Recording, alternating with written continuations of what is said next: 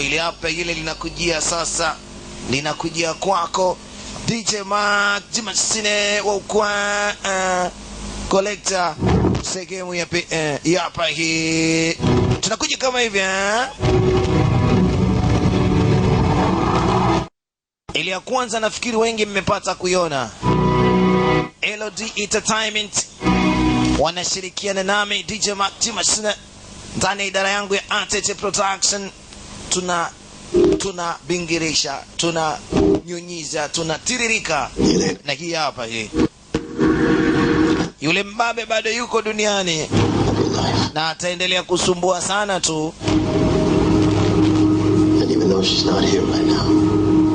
Yani tulijua kwamba atakuwa amepotea na tulijua wazi kabisa kwamba ataacha kusababisha mauaji, lakini kumbe mauaji bado yataendelea na mtu huyu aka Sugu, mtu mbaya, ataendelea kusababisha mabaya sana katika huu ulimwengu. Promise. Lakini niahidi baba kwamba hutaweza kwenda mbali nami, na kuahidi kabisa mtoto wangu kwamba mimi na wewe tutakuwa pamoja. Yote ni marudio tu, yote matukio ambayo yameweza kutokea hapa na pale. Na sasa tunahitaji kuendelea na picha yetu hii ya collection. Wanaita collection, lakini ndio collector ya sehemu ya pili. Anaendelea kukusanya wana makusanyo huyu. Kama kawaida tulipata kumwona anakusanya vyema sana maiti. Anakusanya tena kwa mara nyingine katika hii picha yake yenye kuitwa collection. Yule anarudi tena, mzee wa kukusanya, mzee collector. Leo anakuja na collection, anazidi kukusanya makusanyo. Huyo hapa huyo kwa mara nyingine tena, makusanyo anarudi. Nitakuwa mcheo sana iwapo kama shukrani zangu hazijaenda kwa yule ambaye amedownload, anaitwa Zaka.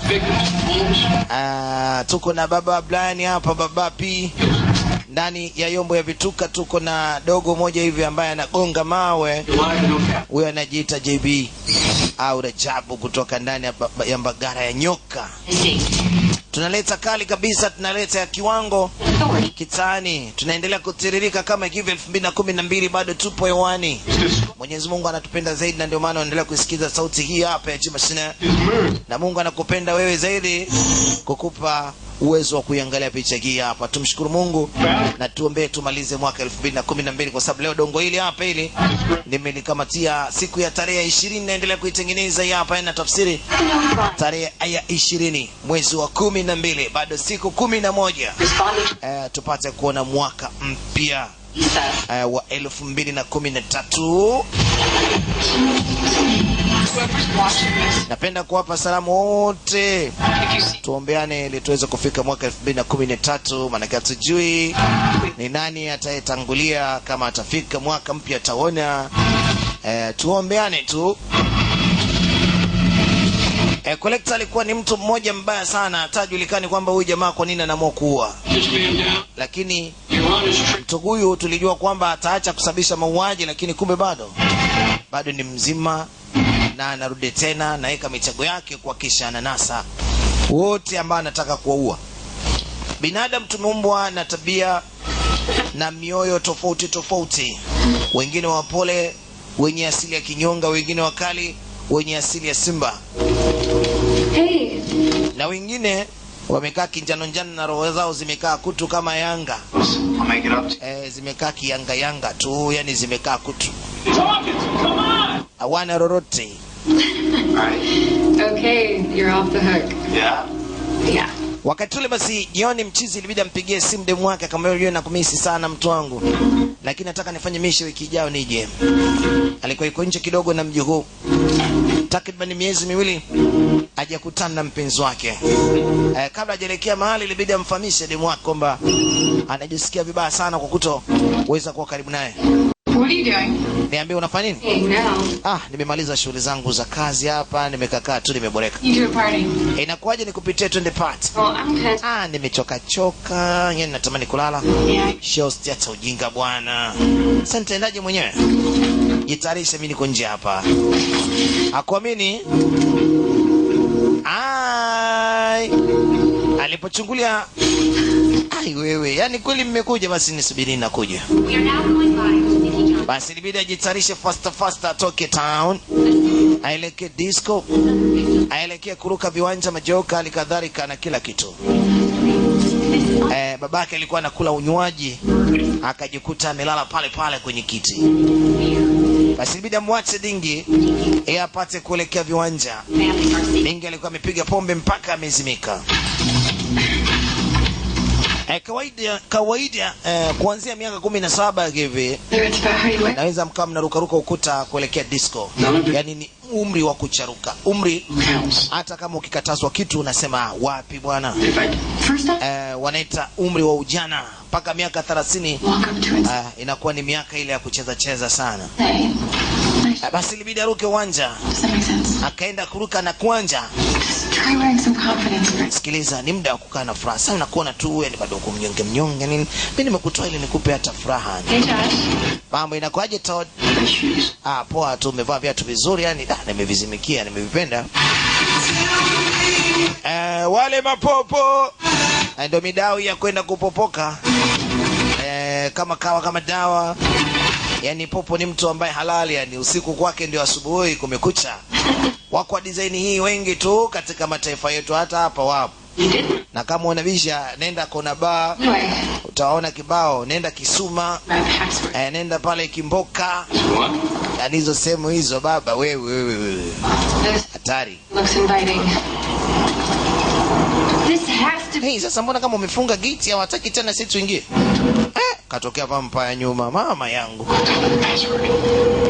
Kaka yetu samani. Kama kuna nani nataka tuingie ndani.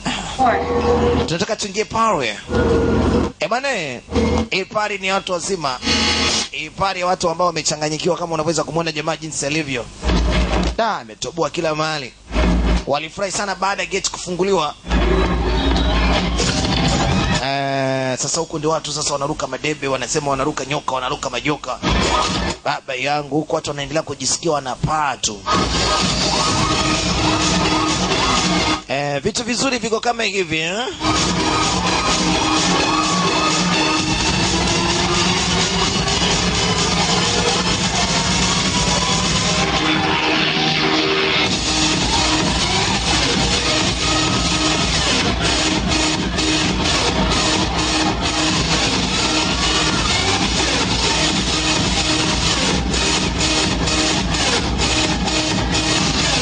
wanacheza ile music ya kizungu yenye kuitwa house.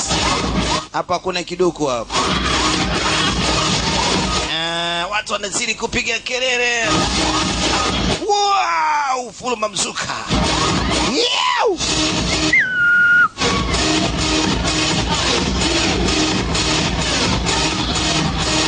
Kila mtu na wake. Wanazidi kupeana malavi davi. Wewe jamani, basi inatosha, wewe mwache mwenzao mwana, utaondoka na ulimi.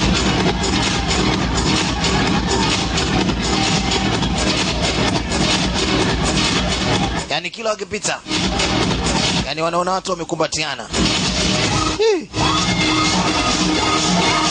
Alifananisha nini? Aliona kama vile bwana yake akamkata kibao. Alisema kwamba kama kumbe hayuko, kumbe yuko da tena, yuko na demu mwingine na mbele malaye. Kumbe una demu mwingine huko ndani. Shenzi. Kumbe mchizi alisharudi, alimwambia demu wake, bwana mimi nitarudi wiki ijayo. Kumbe ana lolote. Kumbe ameshakuja disco na wanacheza ndibi. Dada amekuja kumuona jamaa yake anaendelea kuruka hapa na demu mwingine. Mr. Collection, bwana makusanyo. Bwana makusanyo anacheki watu wanaendelea kuruka ndebe pale. Mama alishaona kichefuchefu, hakika mapenzi ni kizunguzungu. Si kwamba ni sisi tu wenzetu tunayejua kuchiti. Kumbe hata wazungu nao pia wanajua. Mimi nilijua kwamba sisi tu Andengereko, Wazaramo, ndio tunajua kufanya hivi. Yaani unakuwa utulii na mtu mmoja. Demu anakuwa na mabwana kibao. Chizi naye ana mademu kibao hawatosheki. Kumbe hata wazungu bwana. Kuna nyaya hapa nimeiona, binti akisogea mbele kaisha. Kuna nyaya nimeiona ndani ya chuo Yaani huenda kuna mtu ametegesha. Mr. Makusanyo yuko hapa. Makusanyo anataka kukusanya nafsi za watu. Ajabu ni kwamba alipoingia chooni alikutana na nini? Box. Ni box jekundu. Alisi kwamba linayema linagonga gonga. Kuna kiumbe gani huko?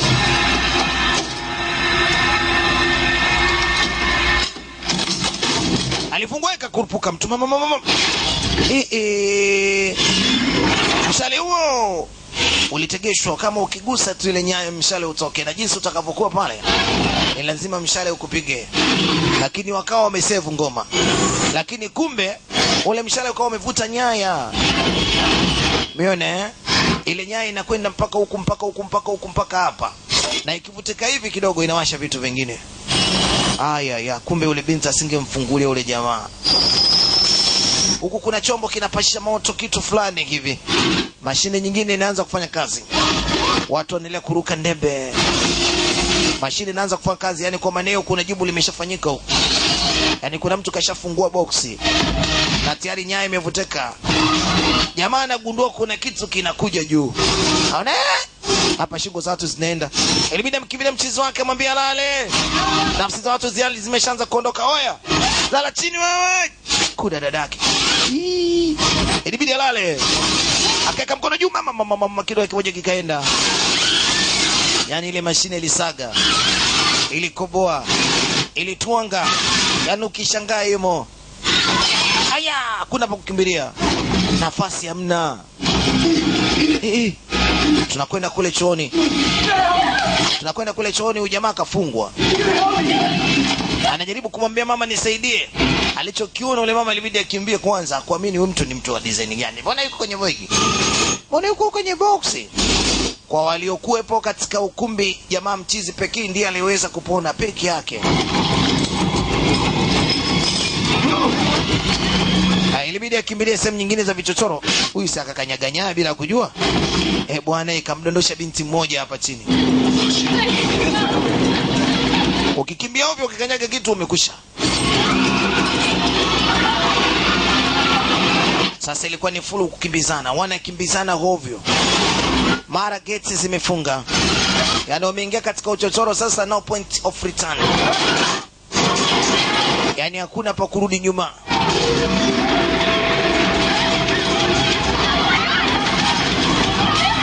Hakuna pa kurudi nyuma. Alafu sasa kuna mashine juu moja inakuja, inakandamiza pale katika ule usawa ambako watu wamewekwa.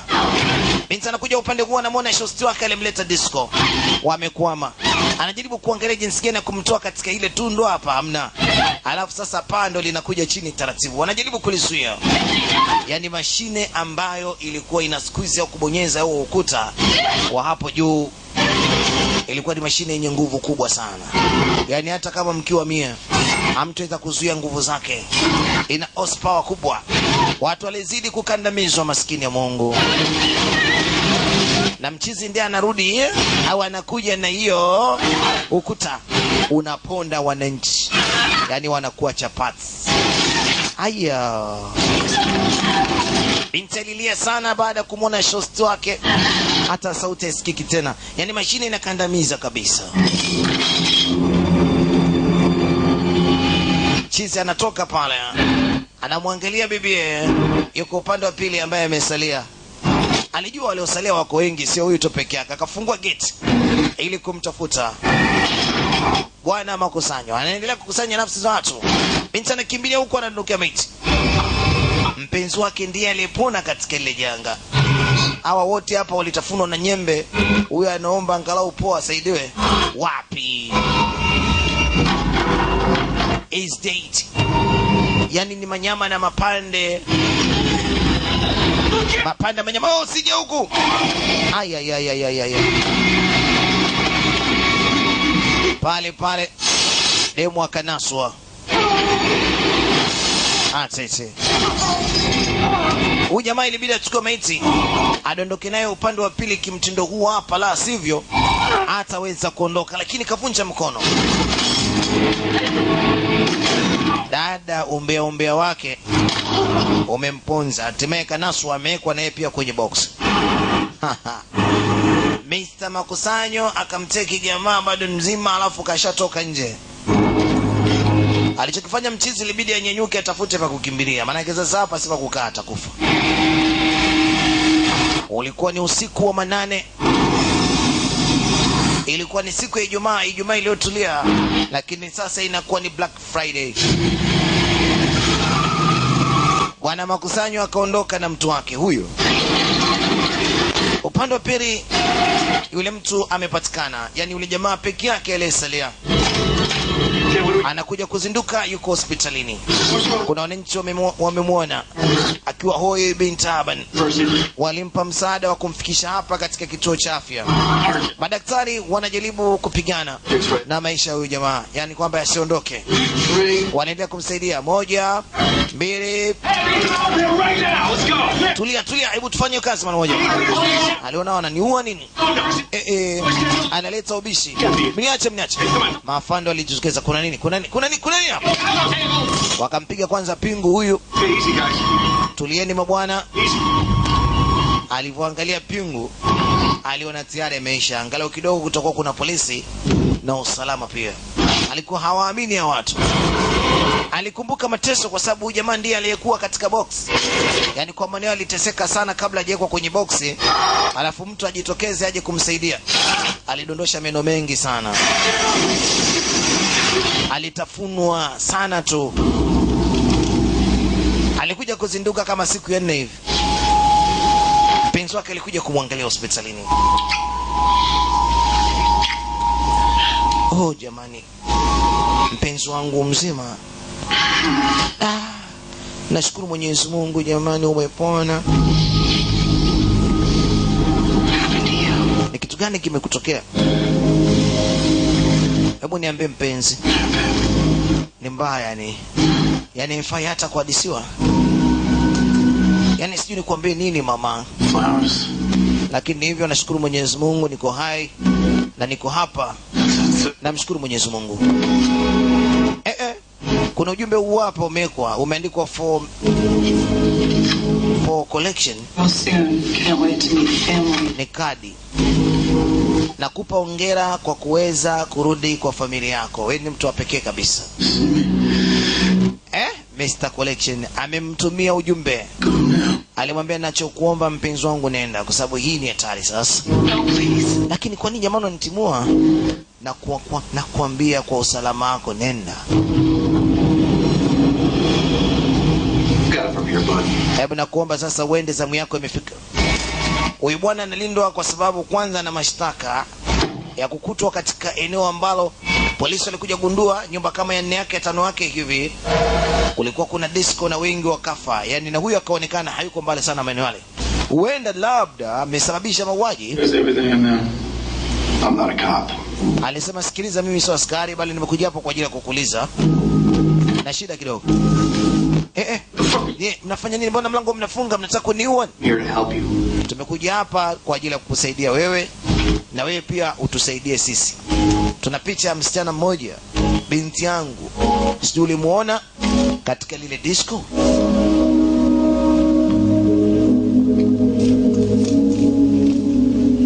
Ndio. Bado yuko mzima? Sijui, lakini mara ya mwisho nilivyomuona alikuwa amenaswa huyo. Alikuwa amenaswa. Sasa sijajua kwamba alimnasa alikuwa nani, lakini kama atakuwa amemnasa yule jamaa ambaye alinasa mimi, shida. Sasa ninachokuomba tusaidie ili mradi sisi maaskari tumnase kabla hajana, yani hajauawa before she's dead. Because I am willing to do things they won't. Kwa hiyo chochote kile ambacho utakuwa unahitaji tuambie. Yani tupe maelezo ya kutosheleza na yaliyoshiba yenye kufanikisha sisi kumnasa binti yetu akiwa mzima. Na ndio sababu ya sisi kufika hapa kwa kuhitaji msaada wako. Yani mimi si mtoto wangu huyu moja kwa moja, ila babake na huyu mtoto ni mtu mwenye pesa nyingi sana.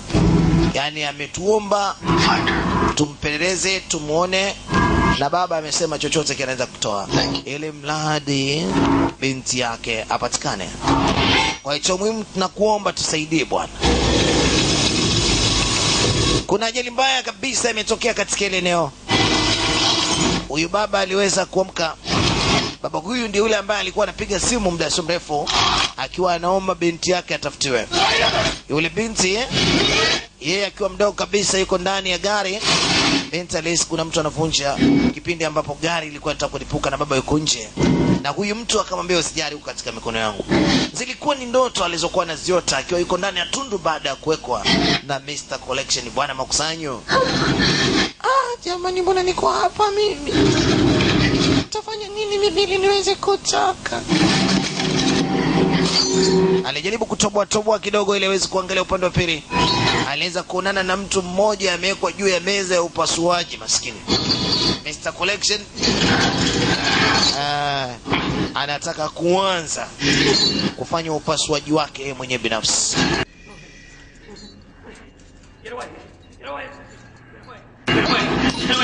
Waga hanaga undugu Mr. Collection. Anaga huruma hata kidocho. Akiamua kusababisha anasababisha kweli kweli. Alianza kumtoboa huyu jamaa. Binti anaona kupitia katundu kadogo alichotoboa.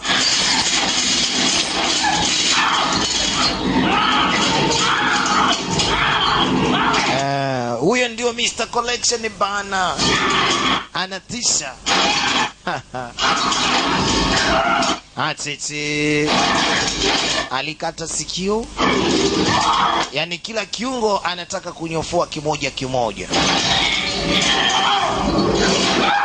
Mama anashuhudia, kulia anataka, yani kila anachokiona kuamini anachokiona, yani anabaki kulia. Tulia bwana, nataka nikupambe. Mungu akujalia una sura nzuri hivi bwana. Akamsogeza mahali kidogo. Akabaki kuhema yeye mwenyewe, sababu hakuna anachokiona pale mbele kinachoendelea. Huenda labda huyo mtu kamgeukia yeye sasa. Mara jicho ile hapa ile anachungulia lile tundu. Jamani ataniua mimi. Ananiua mimi.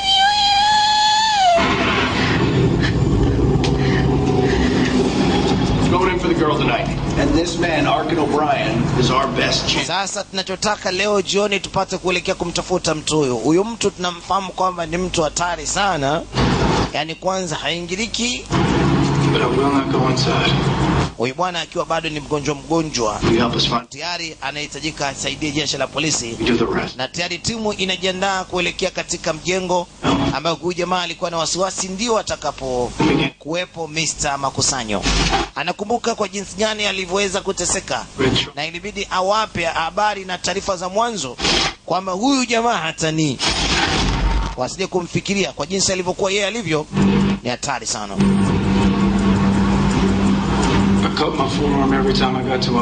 Nilijaribu kuandika namba katika mkono wangu kila ninapopata majeraha na kuumizwa. Na siku ambazo niliweza kukaa kule jamaa na mateso aliweza kunipa ni hatari sana. Tulienda wengi lakini hatimaye nikabaki mimi mwenyewe tu peke yake. Kwa hiyo mimi nahofia sana, sababu na imani miongoni mwetu hakuna atakayeweza kusalia. Wakati anatoa maelezo yake tunaona picha mbili tofauti, kwamba yupo katika gari na alikuwa anaelekea mahali. Yaani maelezo yanakusanywa kwa wakati mmoja kutuonyesha kwamba maelezo yake yanatosheleza kabisa kumsikiliza, na huku sisi tunaona sasa wameshajikusanya kwa upande wa pili na safari ya kuelekea katika mjengo huo imeanza. Hebu tuondoke kule kwa bwana mdogo alipokuwa anatoa maelezo, tunakuja kule kwa binti. Akajaribu kufanya kitu. Kwanza akachomoa sidiria aliyokuwa nayo. Akajaribu kutengeneza jambo. Wakati ule machizi tayari wameshapata kufika. Wana kwa maneno ndio hapa sio? Sawa ndio hapo, lakini jamani nyinyi japokuwa ni polisi, kweni makini hata kama mmetoka katika kitengo maalum. Lakini huyo mtu hapatikani hivi hivi kiurahisi. Jamaa anatisha.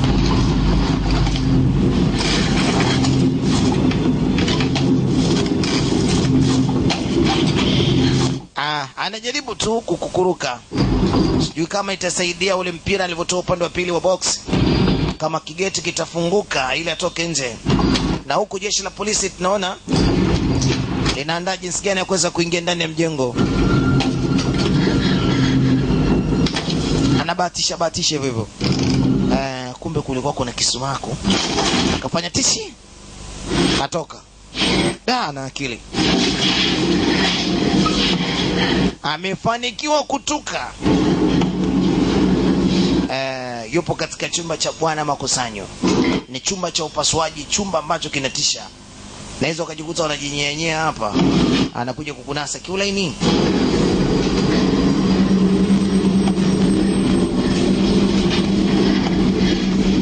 Anataka kuchungulia katika box lingine kuna nani, kama kuna mtu basi amsaidie. Haya, maskini ya Mungu. Wewe alikuwa humu, nafasi ilikuwa ndogo. Maskini kwa wale alikuwa nayo ni wakufa huyo. Mama ana data. Mara nesi kama vile kitasa kinaguswa, mwenye nyumba anarudi ndani. Haya, ana data, ajifichie wapi? Mwenye nyumba huyo anakuja. Mr. Collection. Atete. Umeona huyu jamaa alipompasua demo hapo? Anacheki ile begi lake limefunguka, mtu amna ndani. Aya. Alikuwa yuko makini sasa kwa kumtafuta yeye.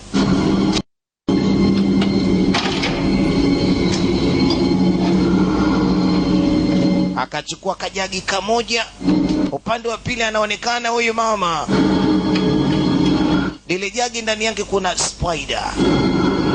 Ana sumu balaa. Akikung'ata huyu umeisha. Anamwacha spider mtafute huyu mama wapi alipo. Upande wa nje polisi wanafungua mlango waingie ndani. Wanahangaika. Wafanye hivyo. Spider kutaka kumwacha mmoja. Aliamua kuacha wawili. Anajua atanaswa tu. Na aking'atwa nao spider is dead. Mama. Spider kaje huku.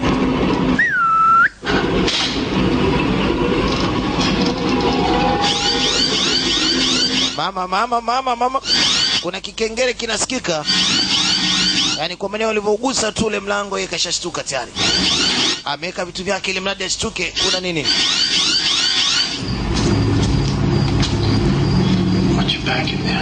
Jamani, mnapoingia ndani, watch your back. That's why you're leaving us in. Yaani angalieni jamani, mnapoingia humu ndani, watch your back. Kwamba angalieni mnapoenda. It's the same deal, Arkin. Sikiliza, sisi tupo katika dili moja, Woken. Jamani, mimi nimeshasema kwamba jamani, huyu mwanamke atakuwa amekufa huko ndani. Mimi siwezi kuingia ndani.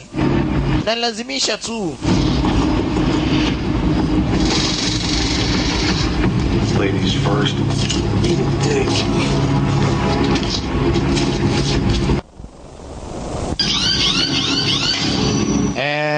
Wanaume kwa sasa wameingia kujitahidi kusaidia raia walikuwa ndani.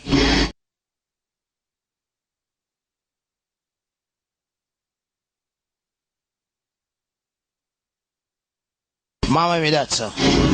Mama amechanganyikiwa atokee wapi? Kupitia kamera mwana anapata kuona kinachoendelea ndani. Wameingia. Anacheki jinsi wanavyoingia katika mjengo. Binti akicheki upande wa pili huku kuna damu. Mama! Huyo hapa. Anarekebisha kofia yake kichwa kumenuka. Kimenuka. Ameshaona sasa akarekebisha kichwa. Anakuja huyo. Binti akafanya maujanja. Akaona hapa pabaya ndipo pa kupita. Akapita sehemu nyingine yenye milango rasmi. Shida. Na kama kuna kitu mbele. No way, man. Put that gun away. No fucking way. I'm not going. Najaribu kuwaambia hivi, msiende ovyo ovyo mbele kwa sababu huko mbele. Sasa kama kuna aminika. Jamaa na kile design ya mitego. Please give me something to protect myself with. Yaani kama ni vipi, ngoja kwanza akacheki mwenyewe. Na hata hivyo ajitetee ikiwezekana. No. Akapewa kitu.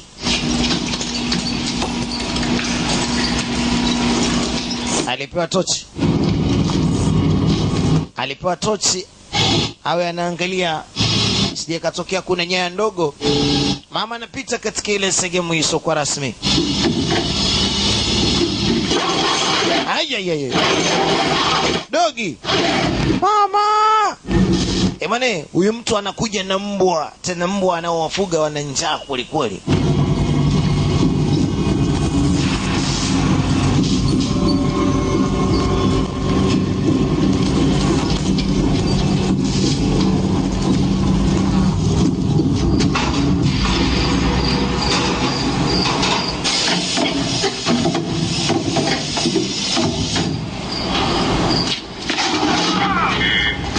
Mama, we ngoja. Mwenzao mmoja kanaswa. Walikuwa wamegawanyika, wengine walikuwa katika chumba kingine. Wanasikia sauti. Jamaa anachana. Anatoboa visu.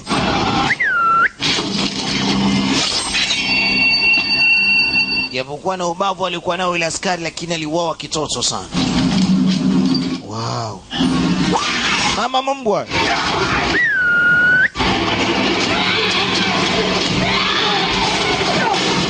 Au zombie. Hey. What's that? Are you okay? Uko mzima lakini?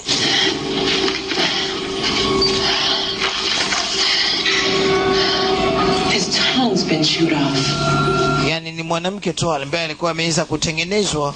This guy's been cooked out of it. Basi ni miongoni mwa waathirika waliopata matatizo. Cheki jinsi alivyoweza kufunikwa. Kuna ngozi zimetolewa katika uso wake, akabandikwa kofia au kinyago. Maskini Mungu. She's a person. Huyu ni mtu aliyechona ngozi. Turn anyone into an animal. Holy shit. Oh shit. What is? Umeona ndani kuna nini huko jamani?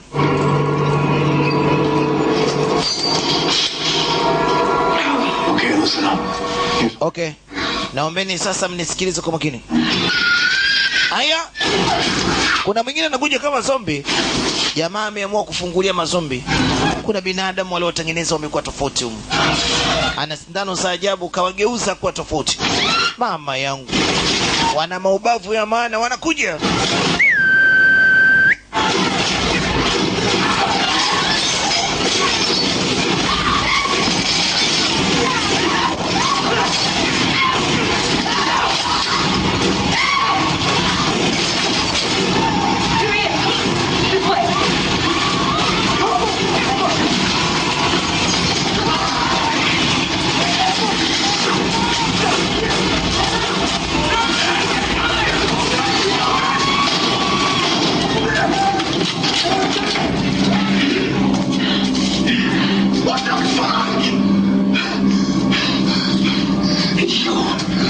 Alafu wewe mshenzi.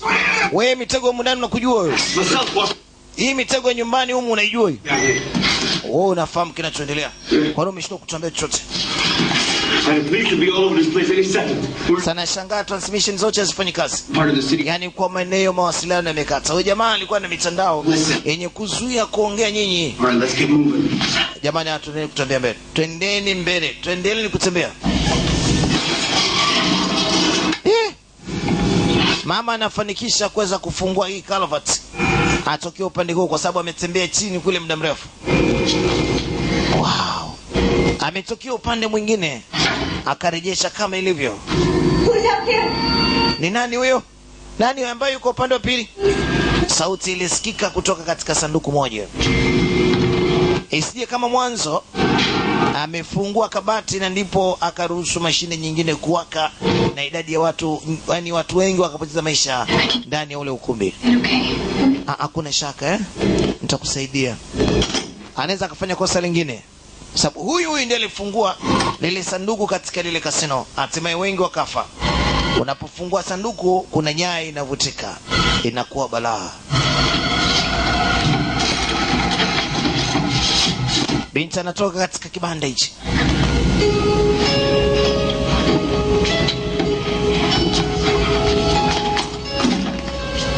Who are you? Wewe ni nani? Who are you? Wewe ni nani? Get out. Did he let you out? Kila mmoja anamuuliza mwenzake. Wewe nani na wewe ni nani? Isije kawa ndio umenieka humu.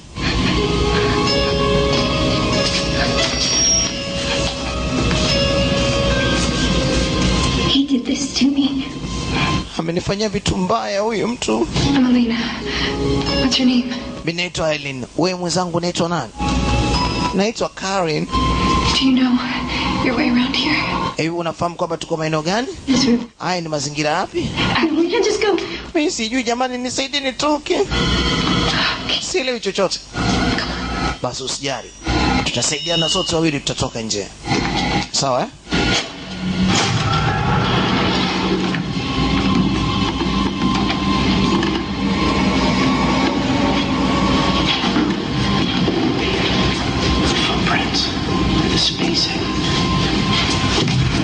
Toma wewe nani huyo?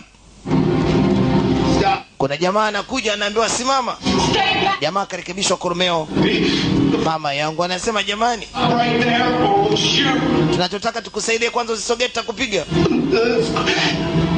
Anashindwa kuzungumza, koromeo lake limetengenezwa hivi. Limechanwa. Wanashindwa kumjua kama atakuwa ni mtu kweli anaomba msaada au naye pia ni wale wale. Wow! Maskini ya Mungu. Aya. Bwana yaani pale vitu vikajitokeza juu ya dari, jamaa katobolewa. Bwana nyumba inatisha. Nyumba ya Mr. Collection. Wanaweza kumuita Mr. Makusanyo. Sasa tafanya nini? Tumekwama ndani ya mjengo huu jamani.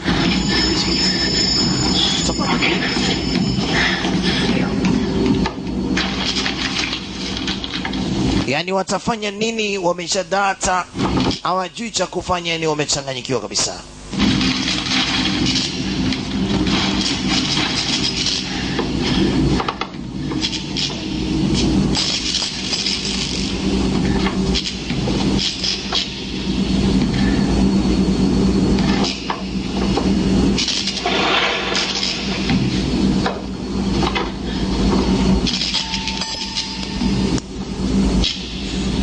Huyu bwana ametokea katika chumba kingine. Mazingira ya chumba hiki ni kuwakataa tu mweku. Haoni mbele anachokiona zaidi. Taa zinawaka na kuzima. Kuna mtu yuko nyuma yake. Hajamuona. Anamnyatia. Ili kugeuka. Mshizi hapa kashafika. Alimkwepa. Jamaa anamtafuta yuko wapi huyu mjinga? Hayupo. Ameshakimbia. Amekimbiwa Mr. Makusanyo. Mama akiwa na yule binti alimsaidia kutoka katika ile sanduku. Wanajaribu kupiga hatua moja hadi nyingine. Watafute mlango kutokea nje kama watauona.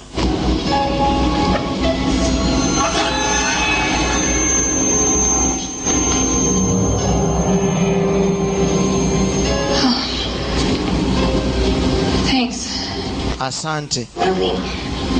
Asante hata kwa kunitoa katika ile sanduku na kunifikisha hata hapa. Sasa nimetokea kukuamini. Unasema? Mbona kama sikuelewelewi? Anasema anahisi kama kichwa chake kinauma. Anasema wenda labda umewekewa sijui nini. Bila wasiwasi. Sasa utakuwa unaongea na huyu jamaa. Akamchana kibao. Si akaja huyu jamaa.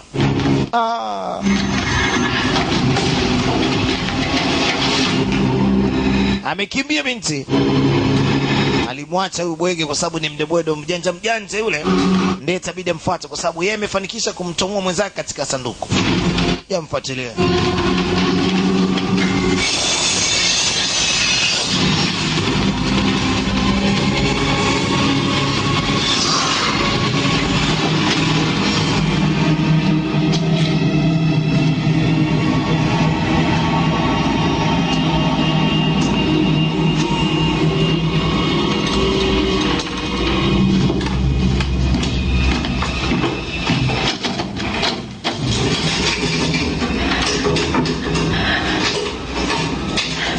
Amejificha.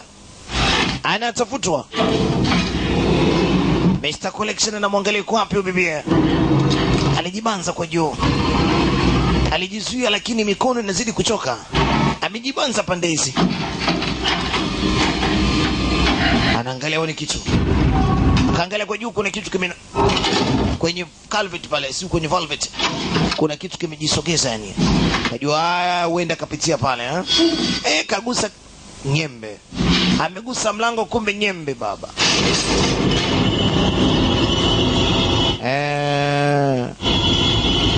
Hatari. Chizi huyo hapa mwenyewe.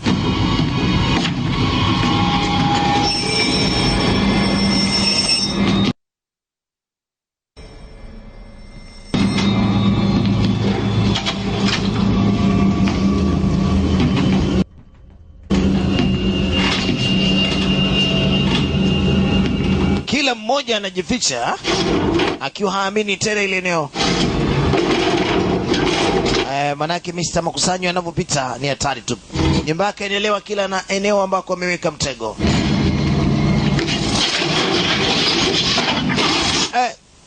Jamaa akajikuta amedondokea sehemu yenye mizoga, yani kuna viungo vingi vya ajabu. Na hatari zaidi ni kwamba vimeandikwa gasoline, kuna mafuta taa. Yamemwagwa. Toba we. Alikimbia sana lakini wapi? Anaona anakuja mchizi, ilibidi apande juu. Huyo.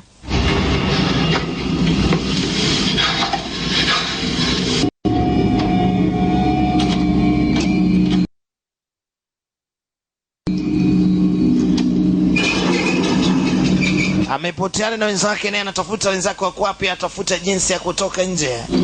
Jengo ni mkubwa, ngumu sana kutoka nje.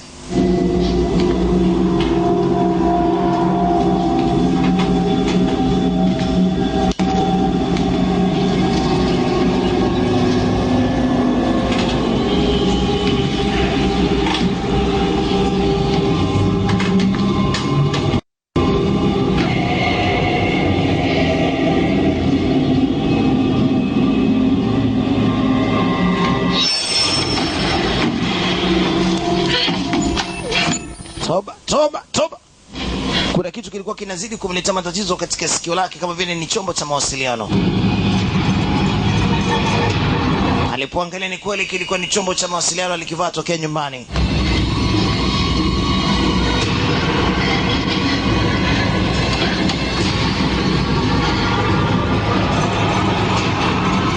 Lakini anataka kuchukua pale, wenda pana mtego. Akashukuru, akarudisha tena masikioni. Akakieka sawa ili mradi sikio lake lisije likaharibika. Anatafuta mawasiliano. Anaona kama kuna upenyo hivi. Lakini njia zenyewe hizi zina mitego. Naweza kupita mahali ambako kuna mipa ikakunasa. Anaitwa Mr. Collection. Ni Mr. ambaye alikuwa anaweka mitego kila mahali. Ukienda vibaya tu unanaswa. Mama anapita mitego hapa.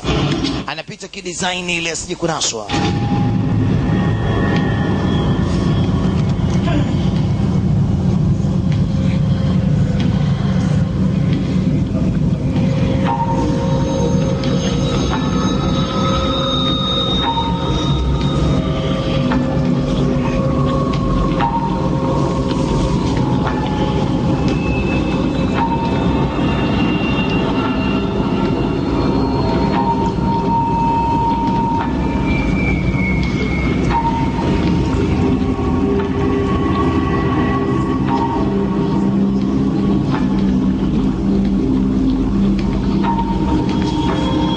Chiza amefikia katika chumba ambacho kulikuwa kumewekwa viungo vya watu tofauti tofauti. Yaani huyu jamaa si kwa nini ameamua kufanya hivi. Anajua yeye mwenyewe kiungo cha huyu anakichanganya kwa huyu anaweka huyu na tena anaweka kupitia vioo. Yaani anaweka katika flame za vioo. Sijui alikuwa anakusudia kufanya nini hasa. Selewi anazidi kunyata na kuangalia na kukagua maeneo yote haya. Labda huenda anatafuta barabara ya kutokea, njia ya kutokea, sijafahamu. Lakini anapoingia ndani zaidi, kumbe huyu jamaa ameweka watu kila mahali. Tafadhali naomba unisaidie. Amepigwa misumari, amesurubiwa kama Bwana Yesu msalabani. Pigwa msumari katika miguu, kwenye mikono imenaswa. Mwenye nyumba huyo anakuja, Mr. Collection, Mr. Makusanyo. Yeah, yani anakuja.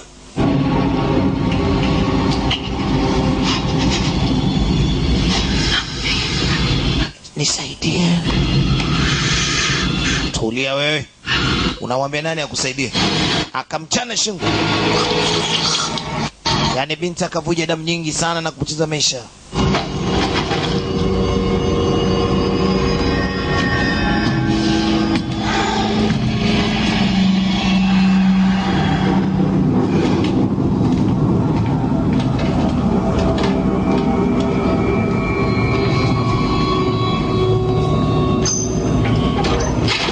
Ameonekana kuondoka na mchizi alipojificha libidi sasa ajitokeze. Atafute pa kuondokea. Alichezea kitasa kimoja, akafungua mlango na hatimaye akatokea upande mwingine. Jengo ulikuwa ni mkubwa sana. Maiti zilikuwa kila mahali. Hebu turudi ule upande ambako bibie yuko naye pia. Anaendelea kutafuta mlango kutokea, anazidi kuzunguka katika pande zote, lakini bado mlango ameshindwa kuona. Anaendelea kuhangaika bibia.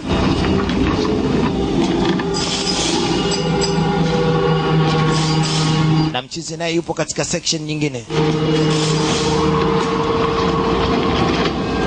Aliendelea kusogea mbele.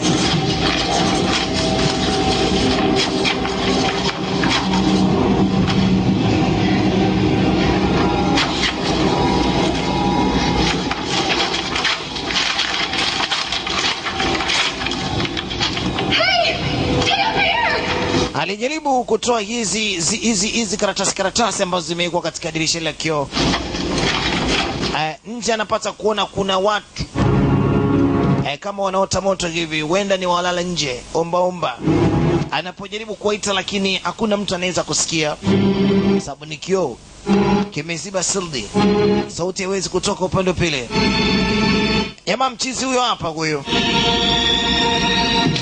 Aya kanaswa. Toba we.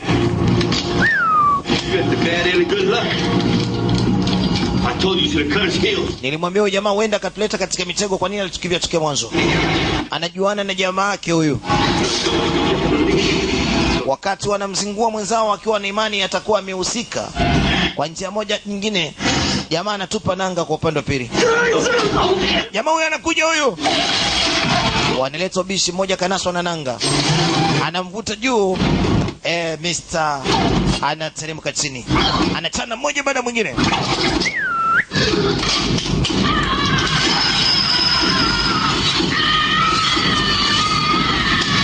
Yani hurumana. Alafu huyo anakimbia.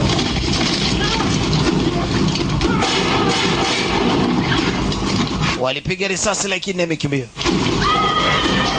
Da.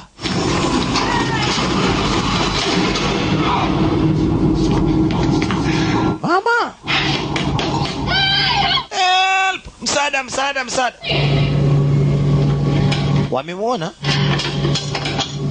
Wamemwona lakini walionyesha ishara kama ya kudharau. Wenda labda binti amekula chakula cha watu hataki kulipa, kwa hiyo lazima alipe. Lazima apakuliwe naye. Alimwambia, sikiliza bosi, tufanye mchongo wa kutoka katika ile eneo. Tufanye haraka tutoke. Wakiwa wanabishana jinsi gani kufanya, mara kaja binti mmoja. Yani yule binti aliachwa. Jamani, naombeni msaada. Nilikuwa nimenaswa hapa ndani, naombeni mnisaidie nitoke. Yani kwa nini alikuwa ameachwa na yule jamaa? Huenda mtu wake nini? Mimi sijui. Hebu tuangalie movie hapa hii. Binti libidi atimke nao. Anajaribu kuonyesha kitu, huenda labda kikawasaidia. Labda mlango wa kutoka nje.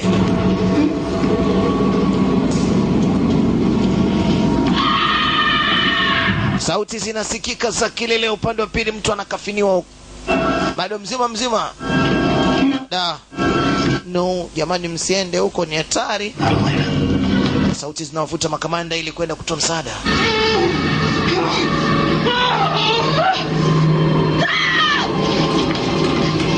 binti amenaswa katika mitego, amewekwa katika mateso makali. Jamaa na nyembe anaendelea kumchana bibie. Jamani, msaada! Twende tukatoe msaada kwa huyu dada. Sasa utaenda kumtolea msaada vipi na kati sisi hapa tumeshakwama? Huyu jamaa huenda na Twitter ili akatue.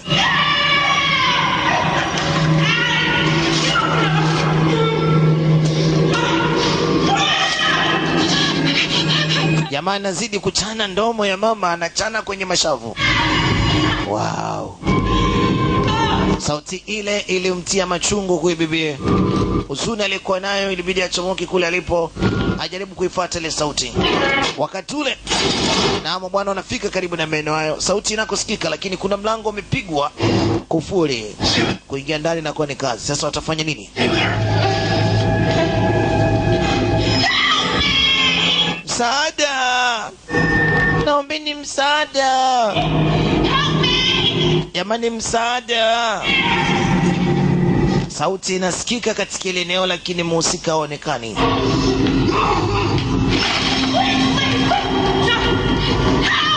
Jamani, msaada! Msaada jamani, nawaomba! Msaada jamani! Wanaingia katika nyumba yenye midoli kibao na baadhi ya viungo vilikuwa ni vya mwanadamu kamili kabisa. Yaani huyu jamaa mshenzi anatengeneza midoli pamoja na viungo vya kibinadamu halisi. Kuna kitu hapo, kuna nyaya hapo. Ile nyaya akaicheki. Inaenda wapi? Huenda kuna mitego imewekwa kibao hapa. Ukiichezea tu misho, ukigusa tu you are dead. Kumbe ilikuwa ni speaker. Inasikika katika hiki chumba, lakini mhusika alikuwa hayuko hapa. Mhusika alikuwepo katika chumba kingine kabisa. Mama amemwona. Nyembe zilikuwa ziko kibao. Speaker inasikika kwamba kuna mwanamke mwingine amefika, anatoa msaada. Huyo mwanamke anamjua, ndio walikwenda kumfuata maskini. Kuna bomu limewekwa kwa huyo maiti maskini. Mungu bala. Jamaa alivunja kioo ili atokee upande wa pili. Mama anafanikishwa kumnasa. Mama anafanikisha kumchomoa mchizi. Mabomu anajaribu kuyakimbia.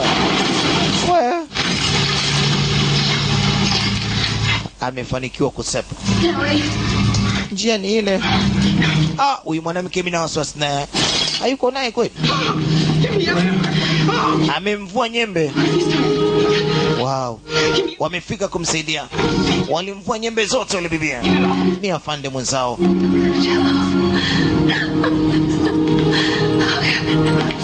Jamani, alikuja kumtafuta ni huyo hapa, anakutana naye. Tunakuja kukuchukua na tunaondoka naye, sawa eh? Tumekuja kukuchukua, lazima tuondoke na wewe. Subiri. Nimepewa amri na nimepewa maagizo kwamba nisogee na wewe popote pale, kwa hiyo usituache. Twende. Yaani watembee naye sambamba, asije kuacha, lazima wasogee naye mbele. Twende mama. Wale wananchi wako pale pale, lakini walishindwa kuona msaada huu. Walipuzia, huenda labda wanajua kinachoendelea ndani. Sasa nafasi ya kutoka hapa inakuwa ni ndogo sana. Wajaribu kufanya nini? Lazima watume ujumbe huko nje. Hakuna simu yote ambayo inafanya kazi. Huenda labda wangeweza kuwajulisha wenzao waje kuwapatia msaada hapa. Lakini sasa wao kama wao wenyewe kujitoa inakuwa ni kazi ngumu. You left me.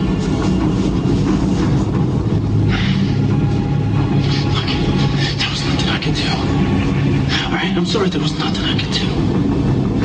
I can get us out of here if you give me the fucking gun.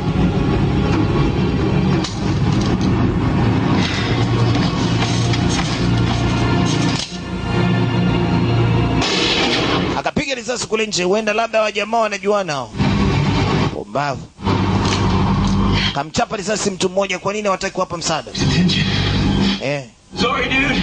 Samahani mabwana. Mnatakiwa mje kutusaidia. Jamaa amesikia mlio wa risasi, ilibidi kuwatafuta hao wajinga wako wapi.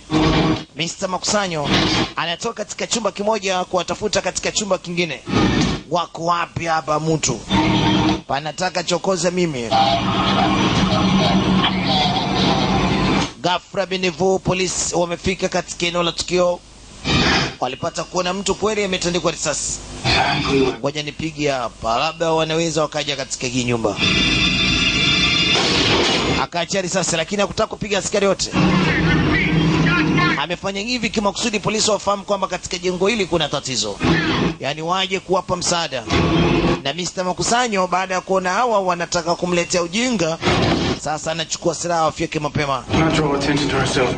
Nimeamua kufanya hivi kimakusudi kabisa ili maaskari wapate ghadhabu ya kutupa msaada kwa upande huu. Mama anafunga. Mchue. Wewe unafanya nini? Alisema hapa kutoka mtoki nyinyi. Alipiga kelele kuwaita wenzake. Kamera naijua iko wapi? Anasema mnakufa nyote. Wakamzibua. Kumbe yuko pamoja na huyu baba. Si akatembea vibaya, akakanyaga msumari. Msumari ukaingia katika chumba fulani hivi, akadumbukizwa katika chumba. Chumba kikambana, kuna misumari mingi estate. Mwenyewe akaamua kukata umeme. Alishaona kinachoendelea upande wa pili, amekuja na dogi. Tena wenye njaa makubwa kulikweli. Na kila anayemwona mbele anatandika risasi.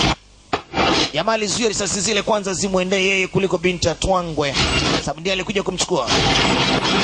Waliondoka chini, mbwa anashughulikia. Jamaa anachana. Jamaa anawachana. Anakata makoromeo ya mbwa. Akicheki mchuchu kadedi. Machungu haya kwa sababu alikuwa ni mchuchu wake.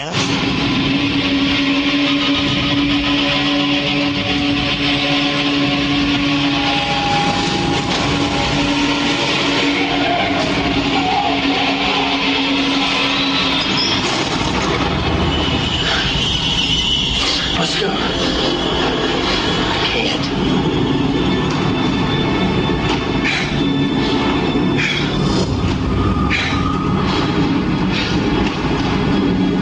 Oh my God. Huyu mmoja kanasa hapa. Mungu wangu. Walipocheki kule juu kuna mitego. Watamsaidia vipi mitego ina mbipu hiyo? Inakuja hiyo kuchomoka hawezi. Ameshanaswa na misumari pale chini. Anamwambia bwana, naomba mchukue binti, wewe nenda naye bwana. Mimi hapa si wa kupona, hamwezi kunisaidia. Mkithubutu na nyinyi mmedede. Hebu mniache kwanza. Nenda. Wamchukue binti wasepe naye. Ibidi wamwache mwenyewe. Anasubiria kifo. Akijaribu kuchomoka tu mitego inakuja. Yaani itamzoazoa hapa. Anataka kumtegesha mbwa. Kikosi maalum cha SWAT, yani manake SWAT, Special Weapon and Tactic, wanakuja kwa ajili ya kupambana na hichi ambacho kinaendelea katika mjengo huu. Wanakuja na silaha nzito sana.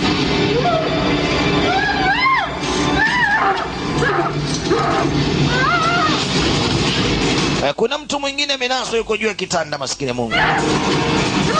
Majaribu yanaendelea. Anapiga kelele, naomba msaada, naomba msaada. Ile kumchomoa. Aya, wameingizwa katika mtego. Yule binti alikuwa amekosana na wenzake akaingia katika mtego. Aya. Na wote wameingizwa kwenye banda. Wamekwisha. Jamaa alikuwa anawasubiria pembeni tu hapo. Anataka kumvamia, mpige. Wapi? Kwa mara ya pili ananaswa, amejileta mwenyewe. Sasa kama kajileta mwenyewe asubirie kufa. Unafurahi Unafurahi kuwaona watu wanapoteza maisha, si ndio? Shenzi mkubwa wewe. Niache nafasi angalau kidogo nipambane na wewe hapa.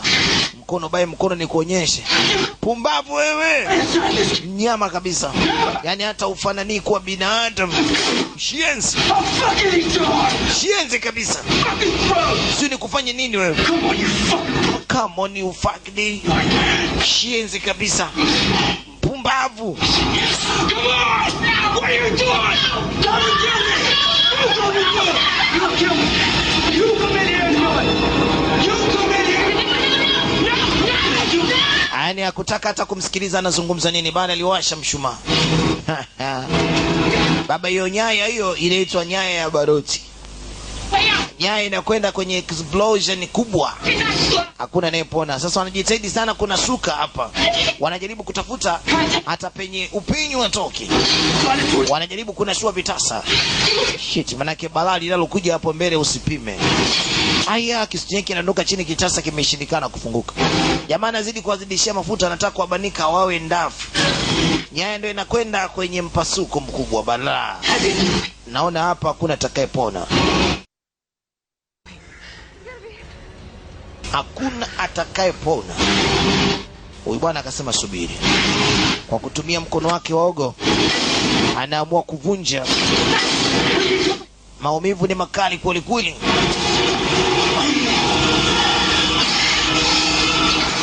Alipovunja akapitisha mkono wake, kwa sababu huyu mwanamke ameshindwa kufanya hivyo. Sasa ajaribu kuutumia wanaume aliokuwa nao. Unasema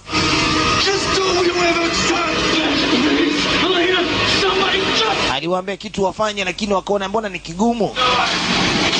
Wavunje mkono wake maskini, kwa sababu ulikuwa upindiki pale. Wakavunja mkono ili hata upate kupenya kwa upande wa chini. Jamaa amekubali kuvunjika mkono. Mchizi ndio anawasha moto. Na moto ndio kama hivi ndio unawaka. Na moshi unaanza kuja. Polisi wanajua majambazi huku ndani wanataka kujiripua. Kumbe hawakufahamu kuna raia wema ambao wamenaswa na mtu mbaya. Baada ya mkono kukatika, jamaa anaupitisha hivi.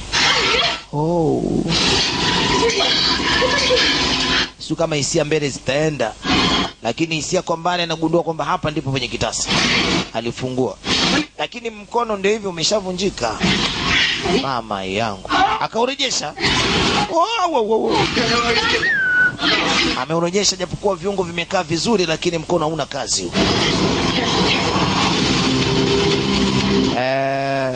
Jamaa baada ya kuona imeshakuwa anaamua kutia moto nyumba nzima, kupoteza ushahidi.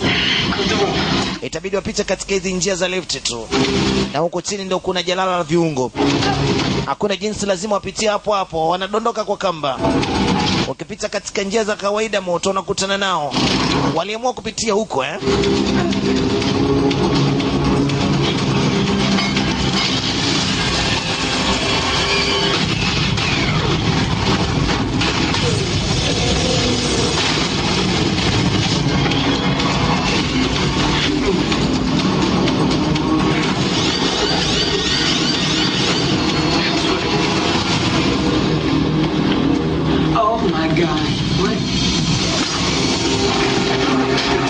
Mungu wangu, si wakakutana naye. Jamaa na kiguu chake, si na mkono wake mbovu. Mama alikula kubwa. Patamu hapo. Hebu angalia mwenyewe Mr. Collection, Mr. Makusanyo anavyosababisha. Sekunde chache tu wote hoi bin Taban. Kwanza ana mbavu, alafu mrefu, ana huruma. Kisu kinakuja hicho. Katupiwa mbwa. Nani aliyetupa kichwa cha mbwa? Alikuwa ni yule afande alikuja kumkomboa bibie baada ya kupewa kazi na babake mzazi, ambaye alikuwa ni mtu mwenye pesa na ni waziri. Askari mwenzake amedeti. Ile demu yuko wapi haijulikani. Akachomwa kile kisu alichopigwa na huyu jamaa. Sasa wadundane. Endelea kuangalia mziki huu hapa kutoka ndani ya Acheche Production. Wanaita Collector sehemu ya pili au Mr. Collection. Acheche Makusanyo.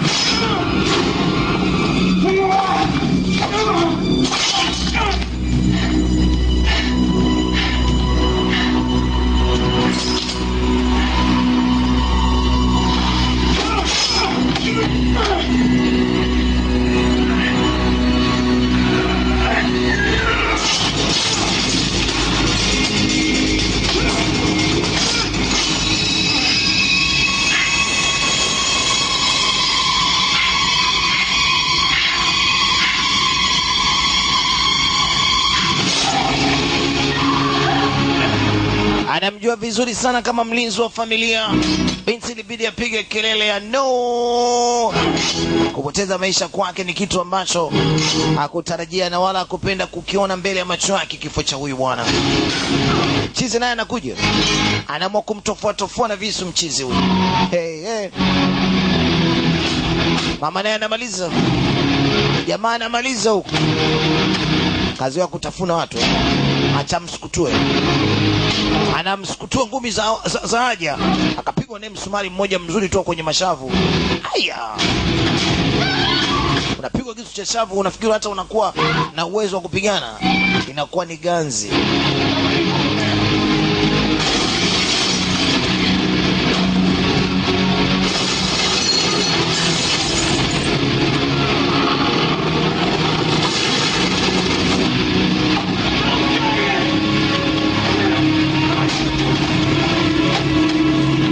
Katika kifo mkono unakaa sawa. Alimwangalia maradufu akamwambia, mshenzi wewe, unaua watu tu. Akamtupa kwenye njia za lifti. Alijua kwa nguvu na uwezo wote huyu jamaa achomoki jino moja. Sasa kilichobaki ni kumbanika, sababu kashamwaga mafuta. Acha naye amtumie moto, aishirie mbali, kwa sababu hapo yeye ndo anachomeka na kuwa kuni. Akanasa, wewe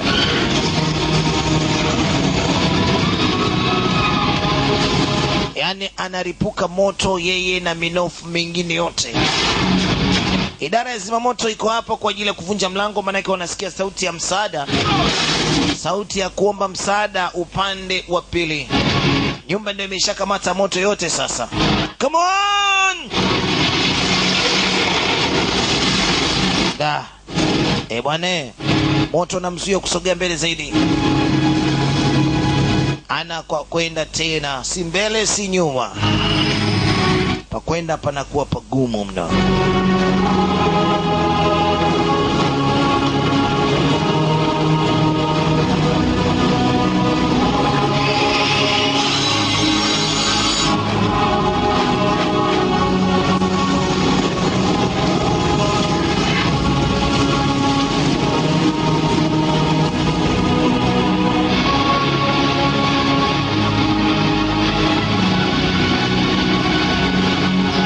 Jamaa alikata tamaa na alibaki pale pale amesimama. Mama kutaka kumpoteza mtu huyo, anajaribu kufanya jambo.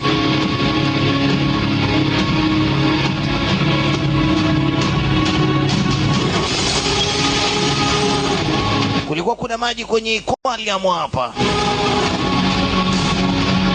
Maji alizima kidogo zile njia ambazo zilikuwa zimekamata moto. Anagonga tena maji kwenye aquarium ambazo ndani yake kuna wanadamu waliwekwa.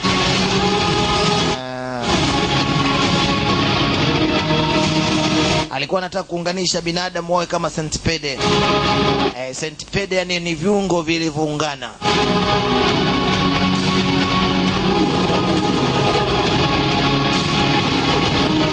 Hao baba wanakuja mpaka pande za hapa getini. Getini ndio mlango ulikuwa unavunjwa kwa sasa. Wow. Wanapatikana wakiwa wazima kabisa.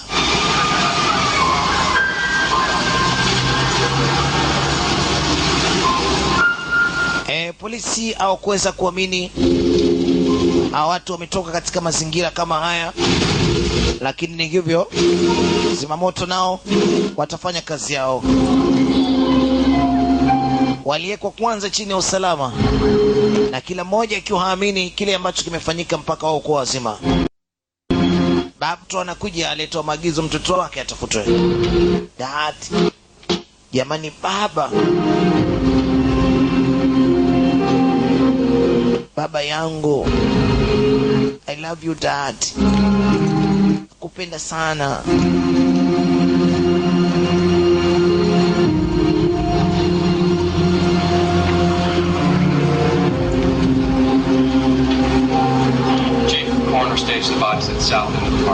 Anasema baadhi ya mateka tumewapata hapa wakiwa salama chief, na tunaendelea kuzima moto ili tuangalie kama kuna mtu aliyesalia au kama kuna chochote ambacho kinaweza kikaendelea.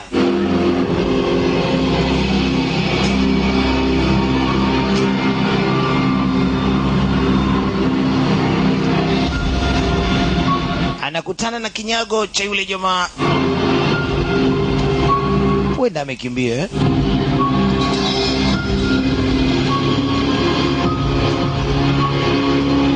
Ana wasiwasi. Huenda huyu jamaa hayupo, ametoroka.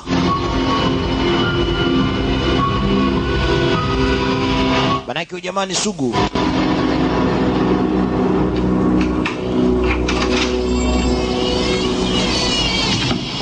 Siku zilisonga kidogo na hatimaye kila mmoja akarudi katika makazi yake.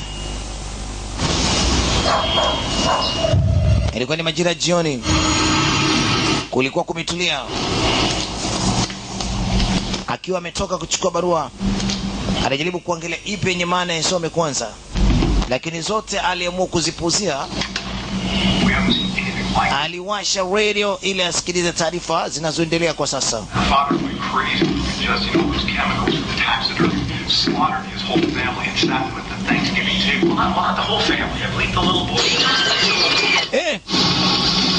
Nini tena? Kuna kitu kimevunjika huku chini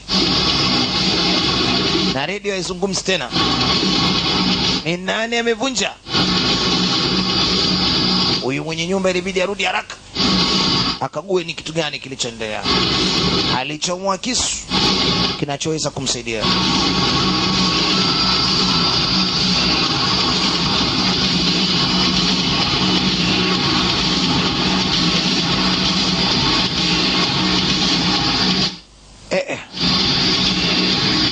Anasikia sauti za ajabu ajabu tu. Radio nzima, ila kuna mtu kabadilisha station akaongeza sauti. Nani huyu? Aliamua kuizima kabisa.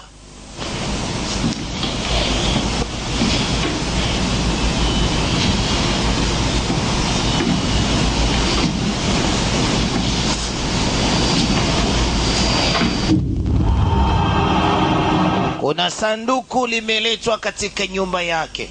Na sanduku hili mara nyingi linatumika na Mr. ambaye anaitwa Mr. Collection. 200-mile radius from where we last saw each other. There are 14 licensed entomologists. And you were number 12. Your daddy ran a museum, didn't he? So up real good. Alisema sasa umecheza vizuri sana kipindi chote. Leo nimekufumania kwamba ndipo unaishi hapa. Na wewe pia uingie katika mitego. Ufirie mbali mshenzo. Hebu geuka nikuone sura yako, sababu nimekutafuta kitambo na nimekugundua ndo wewe. Are you here to kill me? Utakuniua. That'd be too nice. Hapana, sitaki nikuwe, ila nataka nikufanye kitu kizuri tu. Kama vile ambavyo unawafanyia watu. Kill you. Pumbavu. So that you can never hurt anyone. Anaanza kumtesa. Akamuingiza kwenye box naye. Ponda. Amemjua ni huyu Mr. Collection. Sasa na mimi ngoja nikampatia adhabu. Dada yake. Kumbe Mr. Collection amefahamika. Shenzi type. Naye anaenda kula kibano. Ponge picha hapa, hii sehemu ya pili imeishia hapa. Huenda labda kuna sehemu ya tatu. Mimi sina mengi. Umenisikiliza mwanzo mwisho. DJ Mark wa kweli kutoka ndani idara ya RTH Production. Yani kama kawaida.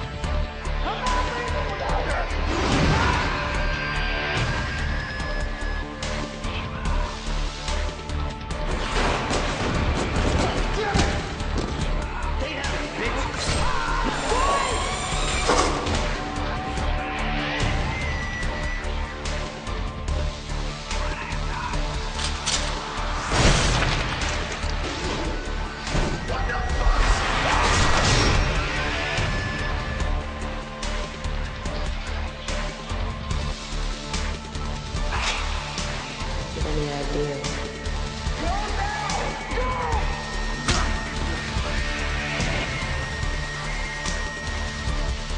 running out of time.